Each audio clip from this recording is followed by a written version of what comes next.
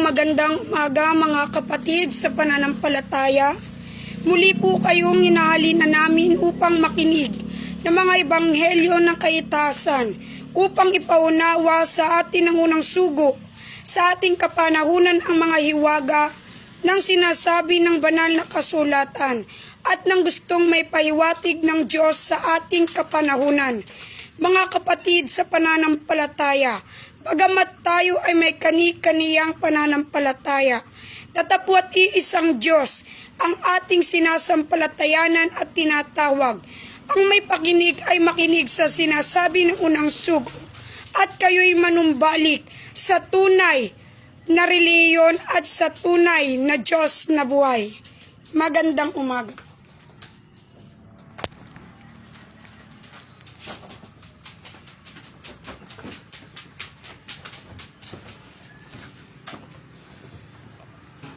Well, kagaya madalas ko sabihin, kumusta kayo?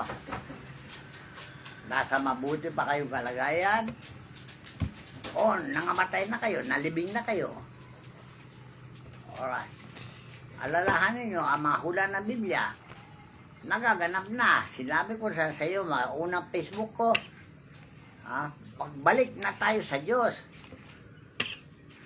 Ang tanong, saan naroon ng Diyos?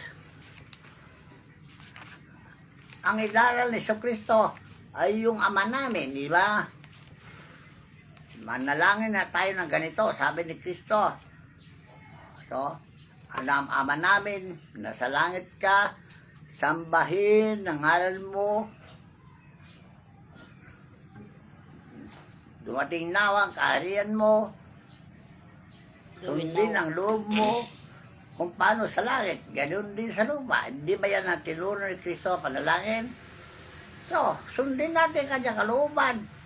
Dahil ang mga anghel sa langit, sinusunod nila lahat. Ganon din naman sana din sa lupa. Sundin natin ang utos. So, ipinahiwatig ko na sa inyo ang 10 utos. So, ngayon, pag hindi nyo masunod yung 10 utos, dahil ang 10 utos, nilalabag ng sangkatawan, gobyerno man, relihiyon man, sangkatauhan man, nilabag yung 10 utos. Okay, so, yan, galit na galit ng Diyos, nanibugho. Dahil sabi 10 utos, ako'y Diyos na mapanibughuin. Saan nanibugho ang Diyos? Dahil sa inyong pagsamba sa pera. Yung pera na hinangan din yung pagyaman, yan ang nagugat ng lahat ng uling kasamaan, di ba? O ngayon, meron ng bagong balita. Mga sabungero, ano hinangan nila? Pera. O ano nangyari sa kanila? Lahat sila nabulit sa kasamaan. So, nagaganap na. Ang pag-ibig sa salapi ay ugat ng lahat ng uri ng kasamaan. Kanin Pablo, di ba? So, yung pag-ibig nyo sa salapi, ayun, nagbulit sa iyo sa impyerno. Dahil hinaluan nyo kasi yung sugal ninyo eh. Pandaraya, matagin mong ilis mo yung tari para alam mo kung sino matalo at doon ka pumusta doon sa manalo. Yan ang kinamatay ng mga samugero, pandaraya. Kaya nagalit yung may-ari ng pasabong na si Atong Ang dahil dinaya nyo at sinira nyo ang kanyang pasugalan. Okay? Dahil ang sugal, hindi naman yun eh. Kung swerte ka sa sabo, pero kung nandaya ka, malas mo. Kaya ang kinamatay ng mga sabongero, nandaya. Dahil ang sabong, parang arena. Nung panahon, nung una, yung tinatawag nilang mga arena, yung unang panahon, yung mga taong bilanggo, pinagsasabog doon sa arena. Doon, nagsusugal ang mga mayaman. Yung mga gladiator, kung tawagin ninyo. Alright. So, yung gladiator, nauwi sa sabong. Dahil, masama yung gladiator. Na ginagawa ng tao, pagpatay ng mga tao kung sino manalo, siya ang pinustahan na marami. Yung natalo, pinustahan din naman, pero talo. Ganon din ngayon, ang sabong, parang gladiator. Dahil pinayagan ng Diyos yan. Para sa magano naman, yung taong swerte, manalo. Pero sa daya, kahit na swerte siya, talo siya dahil sa pandaraya. Kaya bawal yun. Alright, naitindihan nyo. So, itong mga bagay na ito, sinabi ng Diyos sa akin, ayaw na niya ang nakikita niya. Ano ibig sabihin? Nasa CCTV camera tayo. Nakaharap tayo sa CCTV camera ng Diyos. Yun ang kanyang mata. So, ano sinabi ng kanyang isip sa kanyang nakikita? Alright. Nandun sa Jeremias 23:23. Ako'y by Diyos sa malayo, hindi Diyos sa malapit. So, kahit na malayo ka, kahit na malapit ka, nakikita ka ng Diyos. Mayroon bang lihim na hindi ko makikita? So, yun makikita niya na lihim na ginagawa ng tao na pandaraya. O yan ang tinamo ng mga taong mandaraya. Okay na. So, basahin sana natin sa Biblia pero wala kaming nahusay na magbasa rito. So, inuural ko na lang sa inyo ha. Total, sabi ko na sa una kong mga Facebook yan. Sana matandaan nyo na ang Diyos walang maililihim sa Kanya. Nandun sa Jeremias 23:23. Ano maglihim ng tao, alam ng Diyos at ilalagay niya sa katulan. Hindi ba ganon? So ngayon, nahatulan ang mga lahat ng mandaraya. Kahit nasa gobyerno, kahit nasa ospital, lahat ng mandaraya, mahatulan. Lalo sa mga medisina, mandaraya, mahatulan lahat yan. So kahit nasa eskwelari, kahit nasa pulis, lahat ng mandaraya, mahatulan lahat yan. Alright. So, naintindihan nyo? So, kaya itong mga parusa na ito, na naganap sa ating panahon, panggising lang ng Diyos sa inyo yan. Kaya lang, ang balita sa mga TV, news,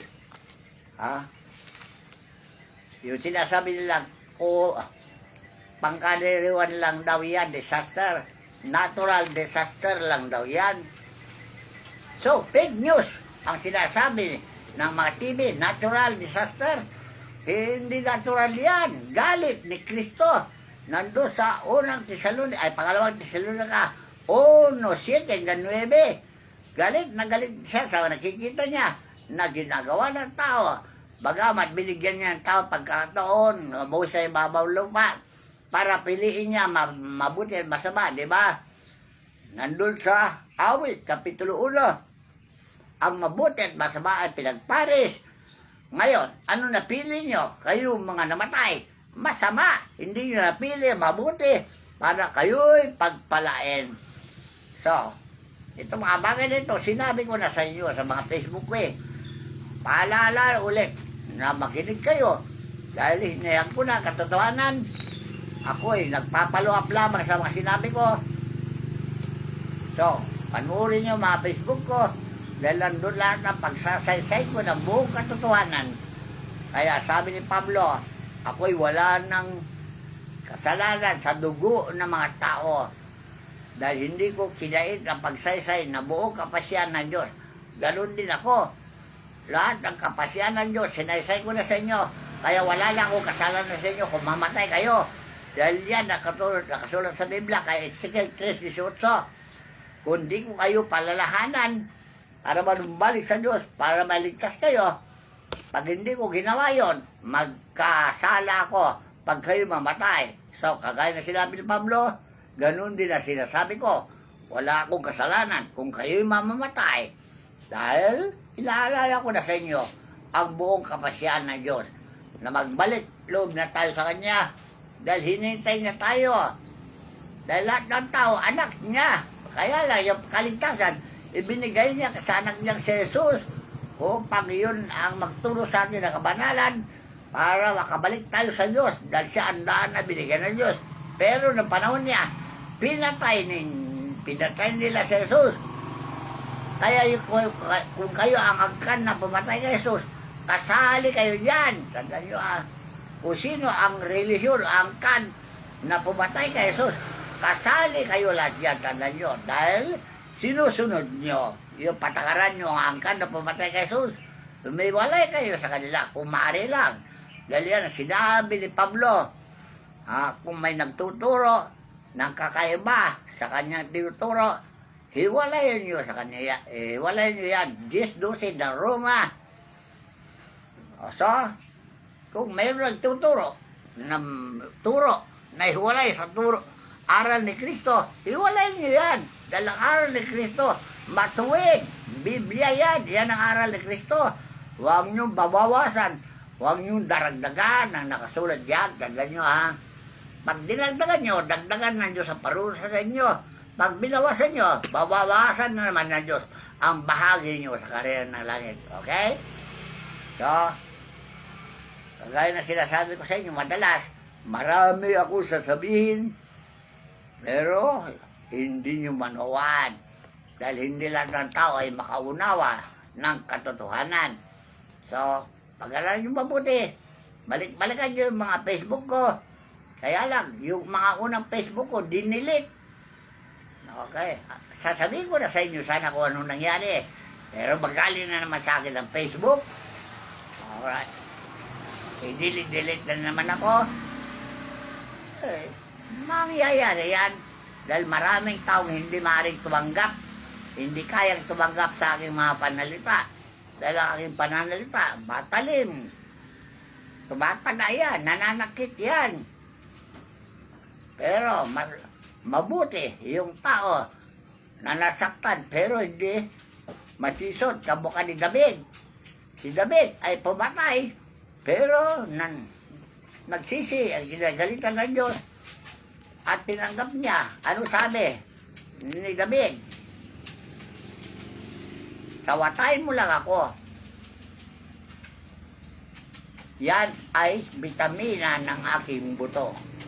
So ito mangangaral, padawata, bitamina kung tanggapin ninyo. Pero kung di yung tanggapin, lason sa inyo ang aking mga salita. Pero kakaya ni David, sinawatan ng Diyos, tinanggap niya dahil kabalian niya yung pumatay. Sino pinatay ni David? Hindi ba yung propeta? Yung asawa niya propeta? Nakinuha niya? Nakalimutan ko na yung propeta na yung babae. Dahil meron siya dating propeta, si Nathan. Pero itong babae na ito, siguro mas magaling kay Nathan. Kaya kinuha niya yung propeta na yan. Pinatay niya yung asawa niya.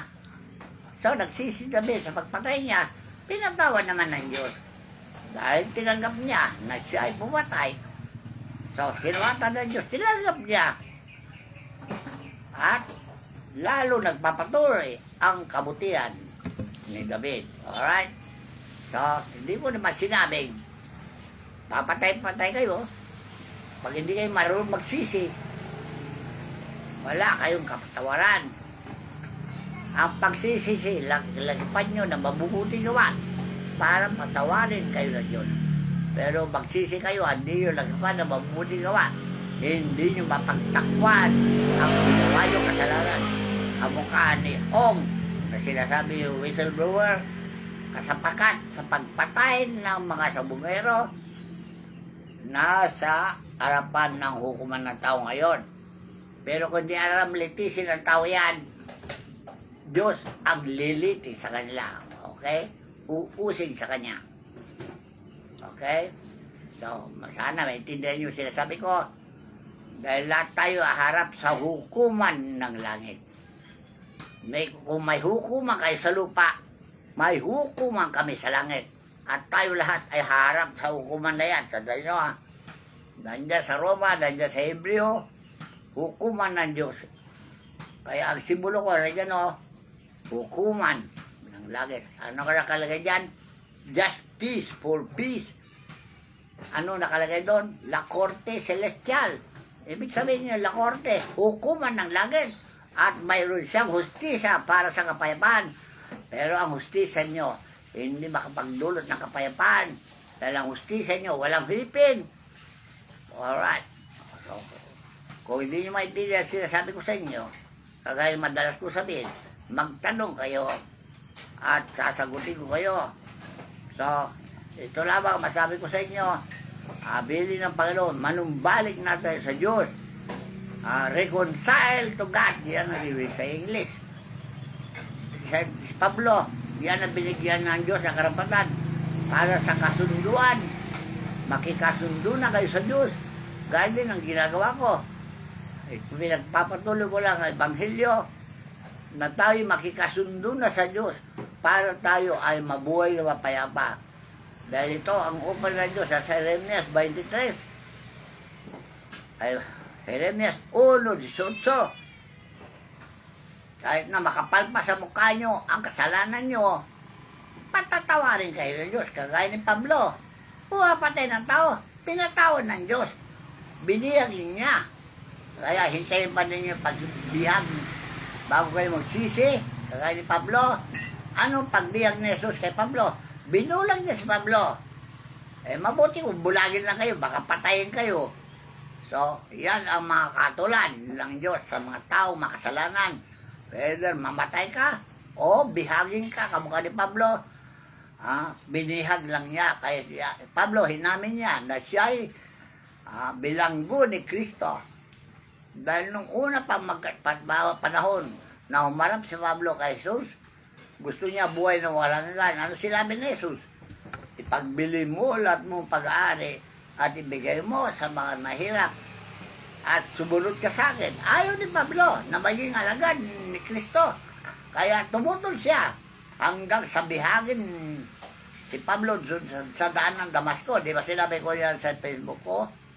Binihag siya dahil papatayin niya yung mga tao mananamba sa Damasco. Ang kaharap niya, kaaway ngayon. Sino? Espiritu ni Kristo ang kaaway niya. Yan ang kalaban niya doon sa daan ng Damasco. Tinanong niya sino ka ba? Panginoon ka ba? Parang gano'n. Ano ang sabi niyong tinig? Ako si Jesus na iyong pinag-uusig. Dahil sinabi ni Jesus yung buhay pa. Ano mang ginawa niyo dyan sa kalitlitan na sumasampalataya sa akin, hindi niyo ginawa sa kanila, kundi sa akin. Kaya lahat ng pinapatay niyong tao, sakop lahat ni Kristo yan. Kaya huwag kayong papatay na, dahil bawal dyan sa Biblia. 10 utos, huwag ka nang papatay, huwag ka nang magnakaw, huwag ka mangulunya, huwag ka makyapin sa hindi mo asawa, lahat yan ay bawal. Pero yan ay usong-uso ngayon na ginagawa ng tao, kaya ang galit ni Kristo, puspos na. Tandaan nyo galit na siya, kaya lagi ito mga disaster, sunog, baha, bagyo, yan ay galing lahat kay Kristo. Tandaan nyo, kung di paniwalaan, bahala kayo. Basta sinasabi ang katotohanan. Kaya ito mga parusa na ito, mga sunog, gera, sakit na umiiral sa katawan, galing lahat kay Kristo. Tandaan nyo, dahil siya pinagkalooban ng Diyos sa karapatan, humatol. Pero pag ang tao ay maniwala sa kanya, hindi niya hatulan. Pero yung di maniwala, nahatulan niya. Di ba yung sabi sa 3:16 ng San Juan? Hindi maniwala, nahatulan na. Kaya hatol, nandiyan na sa inyo. Nahatulan na kayo. Pero kung maniwala kayo, matupad yung sinabi ng Diyos sa Exodo 20, na papagpakitaan ko na kaawaan ang mga libo-libong umiibig sa akin at parusa sa mga taong lumalabag sa akin. So, nabasa nyo sa pugutos? Ang mga tao na liligtas, umiibig sa Diyos agad yan.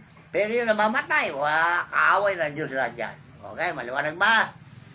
So, hanggang dito na lamang. Dahil baka kaapusin naman yung aming mga load. So, kaya sinabi ko sa inyo, inuulit ko lang ito para pakinggan nyo at panuorin nyo ang mga Facebook ko. Dahil mas mahaba yung mga sinasaysay ko doon at nakabiblia pa. Ngayon, inural ko na lang para sa ganon, matuto na kayong manumbalik sa Diyos. Paalala lang ito. Dahil nung panahon, 1970s, pinipirmahan ng mga espiritu, si Jesus nagpirma doon sa harapan ng 4 na prinsipe, napatayin na lahat ng mga taong makasalanan. Nagpirma si Jesus, nagpirma ang mga arkanghel, nagpirma lahat ng Pangulo ng Union. Ha? Ako ang hindi nagpirma dahil Pangulo ako noon. Hindi ko pinirma ng kabataan nyo, pero napilit ako noong 1990s na pirmahan dahil sa katigasan ng ulo ng tao, dahil sa dami ko inaralan at niligtas ng mga tao, ayaw sumunod hanggang ngayon. Kaya napirmahan ko. Kaya lang, kaya na napirmahan ko, gumagawa pa rin ako ng paraan para kayo lahat ay maligtas. Ito ang paraan para manumbalik na kayo lahat sa Diyos. Para sa ganoon naman, maging mapayapa na ang daigdig. Dahil yan ang sinabi niya sa Levitico 26:1, pagpapala sa pagsunod ay ipinangako. O ipinangako niya ang pagpapala sa mga sumunod eh. Pero, ibinabala rin niya ang mga suwail, parusa sa pagsuway, 26:14, ng Diyos. Parusa sa pagsuway ay binabala. Kaya binabala ko kayo ngayon sa mga katagang ito na binibitaw ko sa inyo dahil suwail kayo talaga. Okay, matindigas ang ulo nyo. Nakakabwisit kayo kausap kung matigas ang ulo nyo. Kaya lang, ang Diyos, mahabagin doon sa mga bumabalik loob sa Kanya. Pero sinabi niya, kapampakitaan ko ng kaawaan ng libo-libong umibig sa akin. At ginagawa niya sa mga libo-libong napupo sa Kanya? Parurusan niya ang mga libo-libong napupot sa Kanya. So, makikasundo na kayo sa Diyos. Sabi ni Pablo, ganoon din ako. Makikasundo na kayo sa Diyos. Hanapin nyo ang Diyos kung saan siya naroon. Dahil yun ang utos niya sa Biblia. Hanapin nyo ako at kayo'y mga bubuhay. Ang tanong, alam ba ninyo kung saan naroon ang Diyos? Ang sabi niya sa Biblia, ako'y tuwataan sa bataan sa banal na dako. Kaya yung mga relisyong mga tao na pupunta doon sa Mount Banahaw dahil mataas, banal daw na dako. Hindi nyo alam? Engkantada lang nandoon si Banahaw. Okay, tandaan nyo, walang Diyos doon. Ang Diyos ay tuwataan sa mataas at banal na dako. Ano yung mataas at banal na dako? Isang taong banal at mataas ang kaalaman, karunungan at unawa. Doon nakatahan ng Diyos. Gaya ni Jesus, siya ang tinahanan ng Diyos sa panahon niya. Ngayon, sa panahon natin, saan tumahan ng Diyos? Nung panahon niya, siya si Rizal. Nung panahon niya, siya si Pablo. Ngayon, panahon natin, nasaan yung mataas at banal na dako? Hanapin nyo siya, tao rin yun. Para matupad yung kasulatan. Okay? So, hanggang dito na lamang. At susundan ko pa itong Facebook na ito kung nararapat. Sana tanggapin nyo mga Facebook ko dahil hindi ako nagsasalita ng kasinungalingan. Bawang katotohanan lamang. Hanggang dito lamang. Salamat sa inyong pakikinig. Sana matutuhan nyo lang ito at sundin ninyo. Dahil kahabang-habang kayo kung kayo mahtulan. Okay? O, sige.